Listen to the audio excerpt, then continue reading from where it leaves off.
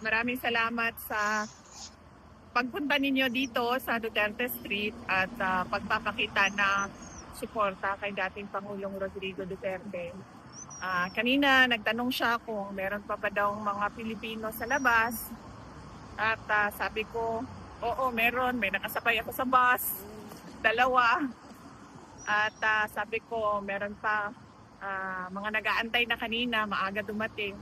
Sabi ko, mamaya, paglabas ko, sigurado madami na yan doon sa kampo natin. Kampo no? How is he in general, ma'am? Okay siya today. Pleasant.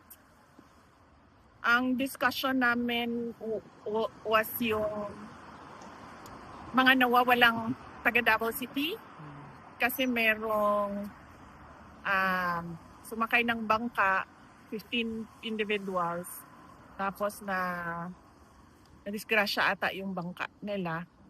So hanggang ngayon hinahanap sila. Isa pa lang yung nakita na sabi sa balita, nakuha siya sa Balut Island. And yung iban hinahanap pa. So yun yung discussion namin ni PRD kanina kasi yung isa doon ay kaibigan ko, isang abogado doon. Tagal ko na siyang kaibigan, tumulong pa siya sa akin nung mayor ako. Unang term ko as mayor. At yung isa naman, anak ng matalik na kaibigan ng nanay ko.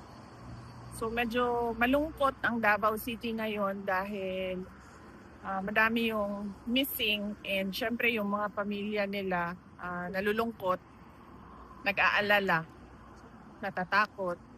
Kaya yun yung pinag-usapan namin ni PRD kanina. Alam ba ni PRD, ma'am, na ang Davao City reached within the top 10 richest cities in the entire Philippines? Hindi ko nabanggit yan. How do you feel as a Davaoeña, ma'am? I'm happy. Masaya ako. Anong number na sila ngayon? I think number 8 or 7. Oo. Kasi nung time ko, number 8 yon. I So, think 6. hopefully- I'm not sure with the numbers, ma'am. I stepped down as mayor. Number 8 ang Davao City sa top 10 richest cities in the Philippines. And number 4 kami sa most competitive city. And I'm happy na nandun pa rin kami. And masaya din ako dahil nagtutulungan pa rin yung mga Davaoeños sa para sa kapayapaan at kaunlaran ng Davao City.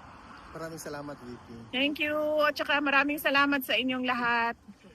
Happy New Year to everyone. I wish you success, good health, and happiness, and of course, prosperity in the year 2026. Thank you, VP.